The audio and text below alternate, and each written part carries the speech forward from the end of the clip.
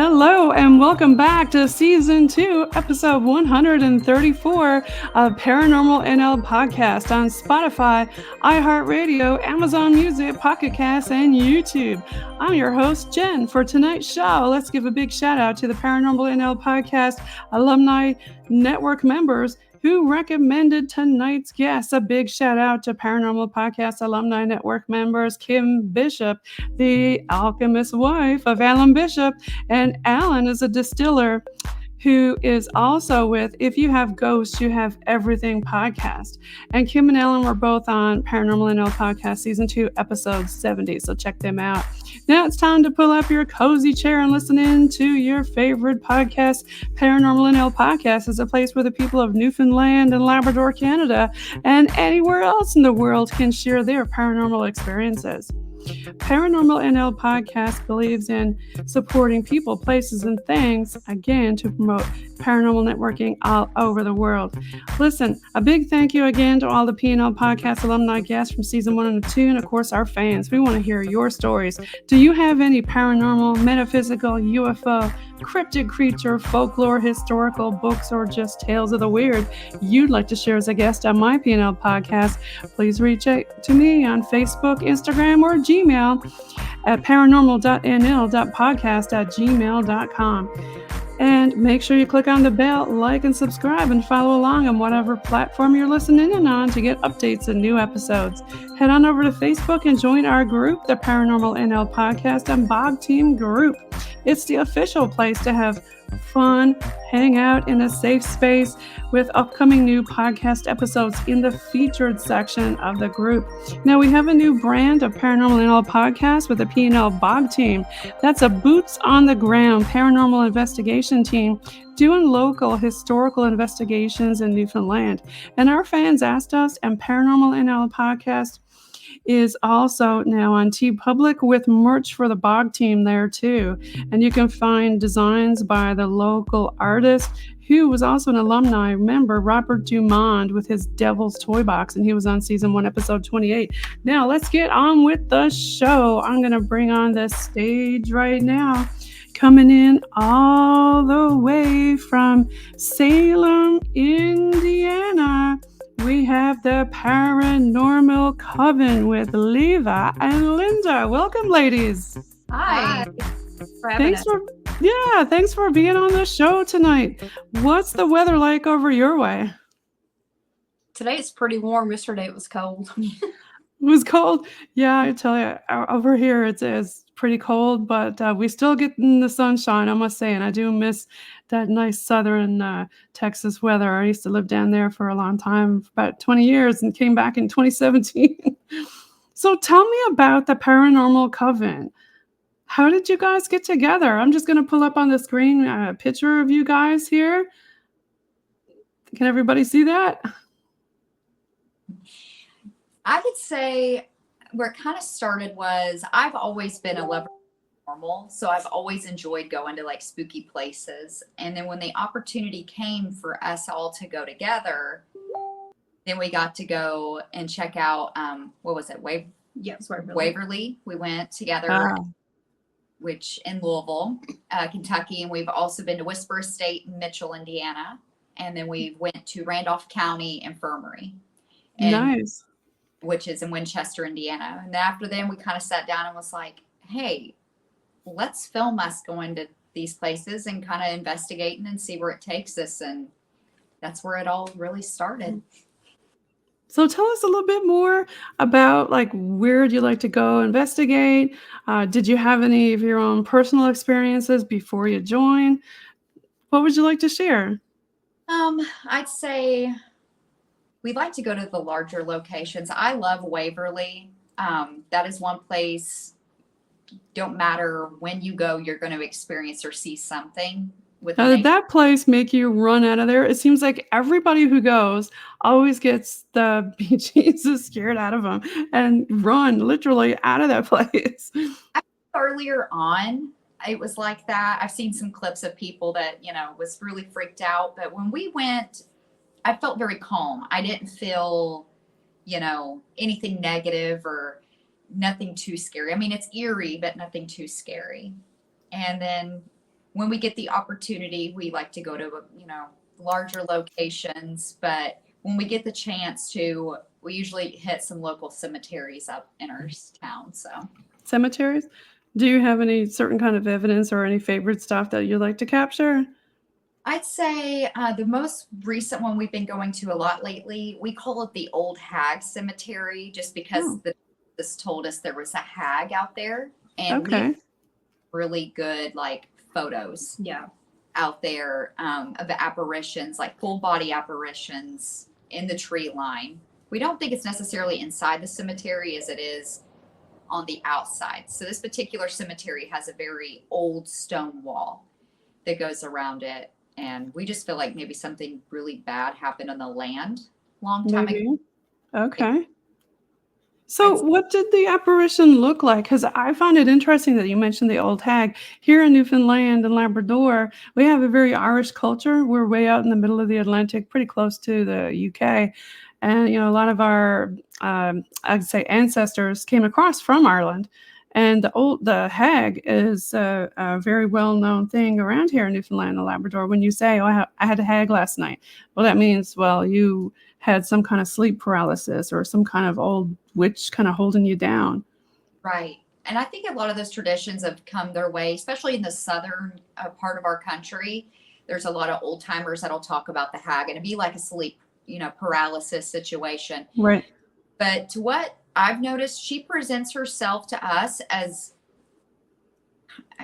at times, as a young woman, and then other times a very old hag-like woman.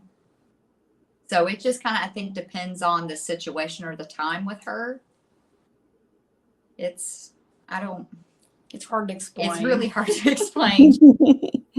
I guess different people get different experiences depending on the circumstance. Yeah. And I think it's just because the device had told us, that, a hag was out there. So that's just what we kind of named her. We've there recently more, and we've actually gotten a name for her, which is Ava. But her inside the cemetery, she's always in the woods. In the woods. Stone wall, but she never crosses that boundary. So that's why we think something happened to her, possibly on the land. Okay. Inside the cemetery, she just stays in the woods. What's your theory about iron? I know that we have a place here called Bell Island, and it's filled with iron ore.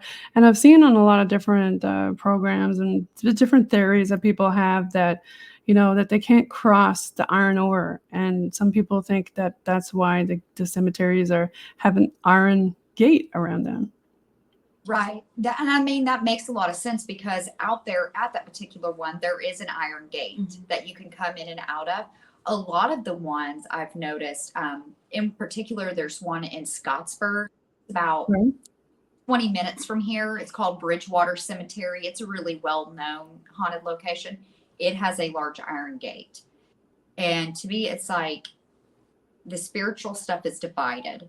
So you'll have some activity inside the cemetery, but then the more darker stuff happens either on the outside or it's in the far back in the woods behind the cemetery. So it never crosses that sacred ground. I was just going to say, you said sacred ground. So I wonder, is the more, let's say non-friendly things hang out outside the non-sacred ground. Yes. That's kind of like your theory. Yeah, that's what our theory is. Yeah, that kind of makes sense, right? Mm-hmm. Yeah. So do you have any other experiences or different places you investigated that you'd like to share? What about you, Leva?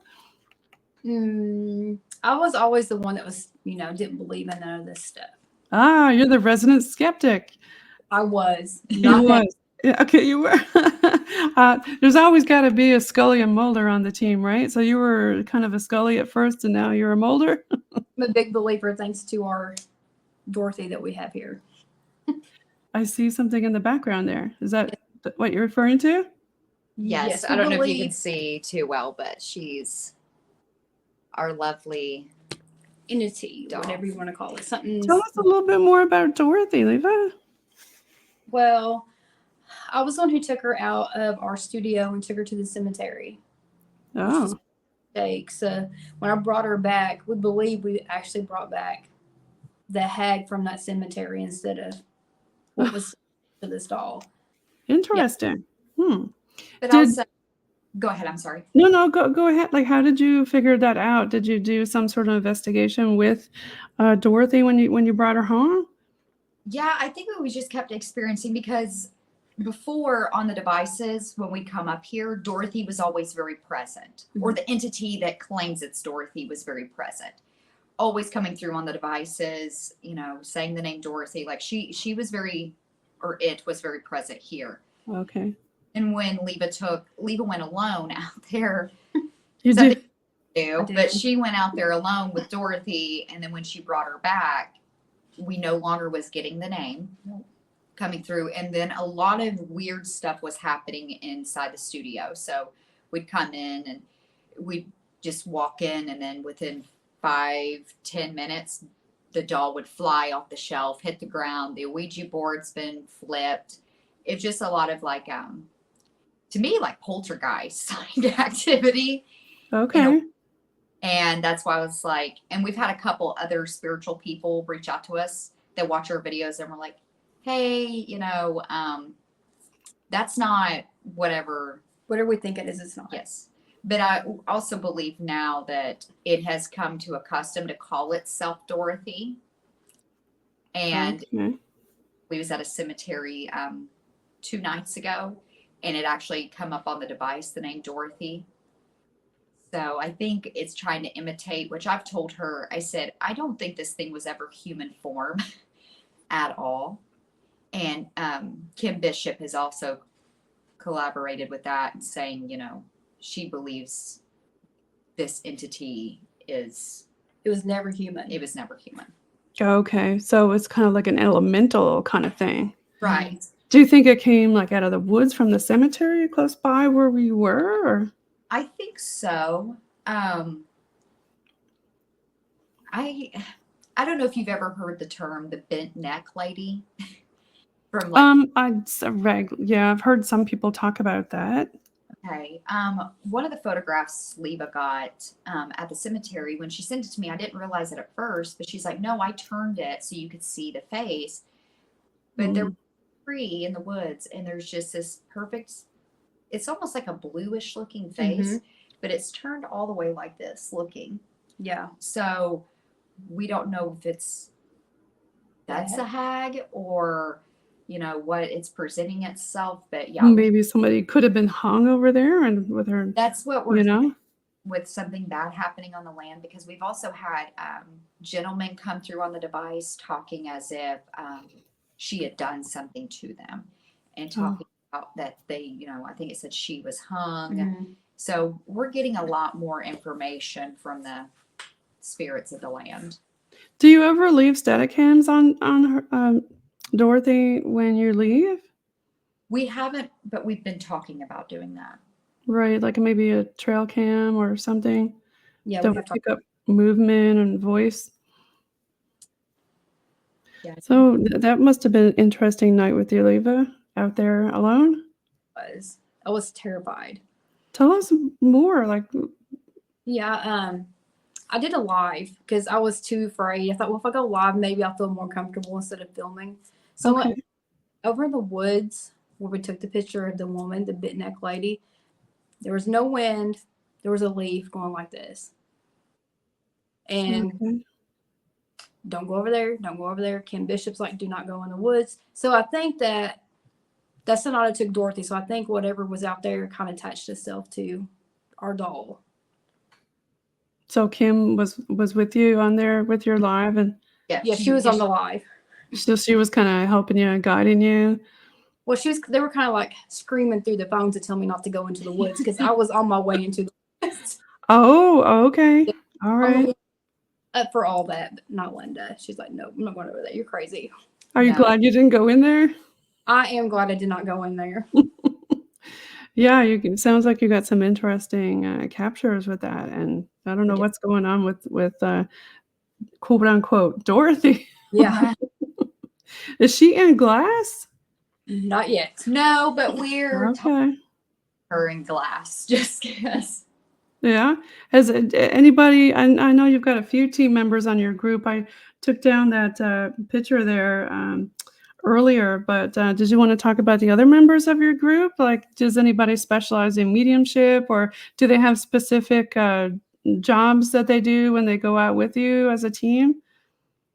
Well, the guys mainly, what we'll ask of them, Jeremy and Josh. I'm married to Jeremy and Leva's married to Josh. And what we have a Okay. lot is we will have them hold things or they're good about if we feel unsafe in an area, because you never know what you're going to come across, especially when we went to Indiana State. There was a lot of talk of homeless sneaking on Right. the property, Okay. and they'll tag along a lot as for protection, but they'll also film for us. Jeremy's pretty good about, he'll take a lot of photographs, and then he'll talk with, trying to get answers through the devices, and he'll hold a device. And Leva's starting to learn how to edit. Yeah, I'm getting there. For a while, Good for you. me and Caitlin in the beginning, and then Caitlin's had to take a little bit of a break. So it's been mainly me. So she's trying to learn to lighten up the load on me some. But So that's post-production you're talking about, kind of combing through the evidence and looking for the EVPs and stuff like that? yes. I'll go No. through it, get it all together, and then I'll have Linda double check it for me. Nice. Okay. Yeah. What software do you use? Currently right now we are using CapCut through iPhone. Okay. So it's kind of the easier way for us. We're hoping in the near future we're going to get more of a modem style to have better software. I've had a couple people let me know about DaVinci. I'm not sure. DaVinci. Yeah, I've heard some people talk about DaVinci. There's so many different ones you can choose from nowadays, like Adobe Acrobat Pro, and yeah, there's a lot of different ones out there.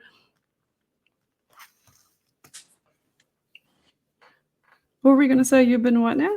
Oh no, I said I'm open for suggestions. Oh, you're open. Yeah, I know what you mean. Like my brother dropped me a lot of different ideas and stuff. And some people say that it's great to even go to the local filming schools because the students always have projects to do and stuff like that. Have you ever tried that? No, I've not. Never even thought about that. I've really never thought about that.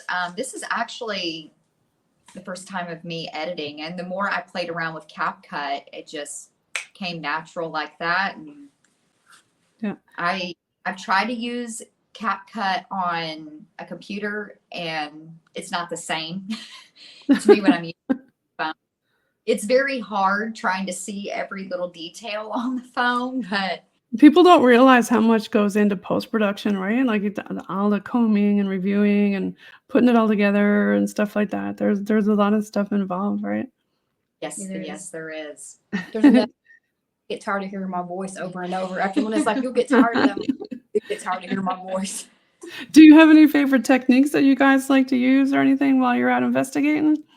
Are you going old school with the dowsing rods, or do you go like full all kinds of fun gadgets and SDs and stuff like that? Or when we went to Whisper Estate in Mitchell, that's the first time I'd used dowsing rods, and I really liked that idea. I thought it was neat, a neat technique to use. But now we're more like modern era, so I love REM pods. Yeah, absolutely love them, and I'm very big on the Ovulus. So, yeah. That can come through with words for me. Yes, yeah. That's a good one. Box, but the static, it's annoying. Plus, you can't really hear the best, and then you'll have to go back over and comb over what it says. And right. What's your favorite? I do like Necrometer. Like she says, REM pod. We have a music box we take out. We have what's those like a laser grid that we use sometimes. But yeah, you love the laser grid too. Mostly we just like to actually just sit and listen, because if you sit and listen, you hear more. I was just going to say that. Do you do many like taking turns doing solos and things like that? Because it seems like when there's just one person versus a bunch of people, it's more apt to talk to you. Yes. Or they, depending on how many are there. I'd say we try to, even at the large locations, if it's like a comfortable space, 100% we'll go do solos. There's no, now Indiana State was a little bit different because there was the fear of, Right. which we had seen evidence of someone living there. So we were like, no, we're not going to split. But we've done solos at Whisper Estate. We've done it at the Blackford County Jail in Hartford City, Indiana. Cemeteries. We've done it at cemeteries. That's the really unnerving thing, I think, for me, is being in a cemetery alone. It's dark. And it's not always just the threat of the paranormal, it's spooky and it's scary at times, but that's not what makes me afraid. It's the strange people that you might come across or wild animals, especially when you're out in the country. Here, there's coyotes everywhere. So. Oh, okay. Yeah. Yeah, Yeah, you don't want to come across a pack of those. A pack of hungry coyotes. Me and my kids went and filmed at a cemetery, and we did come across one. I was like, well, it's time to go. Yeah. I've had foxes and stuff like that. We do have random coyotes up and down our street and stuff like that. So we're kind of used to that. But I guess you got to really watch when you go out in the woods here for black bears. And then there are this elusive, they say, cougars and big cats and stuff. Where we're on an island, but there's this theory that people have seen, and a lot of people have stepped forward and said they've seen bigger cats. And when you talk about cryptid creatures and stuff like that, and yeah. We're used to be part of the Appalachian Mountains, and people have said that they've seen some hairy people or hairy men, right? So, right. The problem with us, we don't have bears necessarily here. They was all, driven out back in the 1800s. So many, many years ago, but we do have bobcats and coyotes. There have been sightings here of big cats, that is people spotted. So that's always kind of a fear with here as well. But on our Halloween special, that's going to be dropping on Halloween on our YouTube channel, I think it sounds like tree knocking. Oh, really? Okay. Yes. And we've had a lot of other experiences where it's kind of like. I won't lie. I thought there was Bigfoot out there that night. Interesting. My flashlight just started flashing when you were talking about Bigfoot. I can pull up your YouTube thing on the screen here. Let's go over. Let me pull it up real quick. StreamYard. Mm-hmm. Do you have a most recent episode that you were thinking about with the YouTube? Our most recent one, it was a collaboration with Kim Bishop. So she came and did a tarot reading for us. So that is the one that just dropped today. And then we have one dropping this coming Friday. I don't know. Is there a certain one that kind of comes to your mind that's. Any of them at the Old Hag Cemetery, I'm telling you. Mm-hmm. As soon as we step off that vehicle, it's like game on. Well, let me bring it up for you. I'm going to remove that. And I'm just going to take that off the stage. I'll put something else on. Tell us more about the tarot one that you were talking about. Well, we was trying to come up with different ideas instead, because I know some people might get tired of the ghost hunting or stuff like that. So I thought, well, let's switch it up a little bit. And I figured since Kim Bishop's super close, she's just 7 miles away. And welcome back to another video with yours truly. Tonight we have a video that is going to be different from our others. We have a special guest coming, and she's going to be here to read our tarots to us. Guys, don't forget to like and subscribe. Make sure you're following us on Facebook and TikTok. And don't forget to hit that notification bell so you guys get notified every time we post a video. Without further ado, grab yourself a snack and just relax and watch it go down.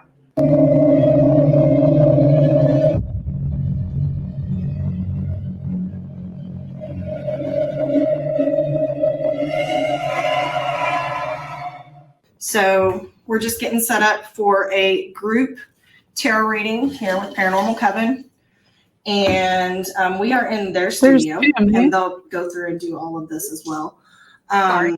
I've just set up my altar space here. I've smoke cleansed with dragon's blood incense He's got a lot and of lit my stuff set up. candles. I've got 2 deity candles for my main 2, Artemis and Hecate.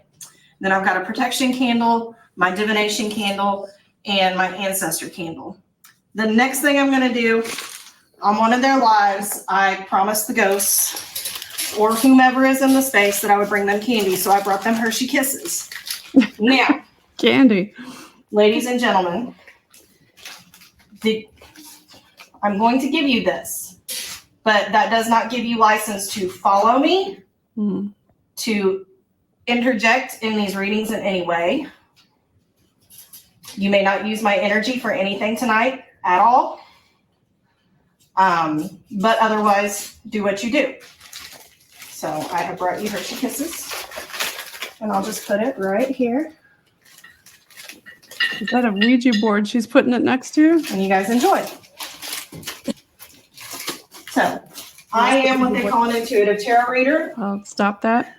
meaning I am not speaking psychically 1 sec. with spirit. I'm not getting direct messages from spirit. When I say things like I see or I hear, it's my inner monologue because that's just the way I am. When I read a story, I get pictures and I hear a voice in my head. So is that the episode that you were referring to? Yes. Yes. But we was just kind of looking for something, new ideas for stuff. And since she's like literally 7 miles away from us and I've known her a while, I was like, hey, you want to do a collaboration? And she was like, yeah. So we had her come and do a tarot card reading. And to me, it was spot on. It was. I agree with Linda. Yeah? Spot on. I love that. That done it from like, oh, I don't know about this. When she started reading everybody's cards, I'm like, yeah. We have a tarot reader on our team also. She's also a medium, Jessica Newhook, and she was on in season 2. You can listen to her, but she did her actual thesis on tarot, religion of tarot. So yeah, she's really interesting also. I like to mix it up too and put a lot of like different things out there and on there. So it sounds like that was a fun episode. Oh yeah, It was. Yeah. So everybody tune in to Paranormal Coven, and where can they find you besides over there on YouTube where I just showed them? You can find us on Facebook and TikTok and as well as Instagram. Perfect. Thanks so much for being on the show tonight. We really enjoyed having you on and talking a little bit about what y'all do at Paranormal Coven. And make sure you follow Linda, Leva, and Kaylin, and Jeremy and Josh. Yeah. Thank you for having us. Thank you so much. Well, thanks so much for being on. And I hope you have a great Halloween. You too. Thank you. Yeah. Stay spooky out there. I'm going to stop recording. We'll just do a quick off here to chat wrap up.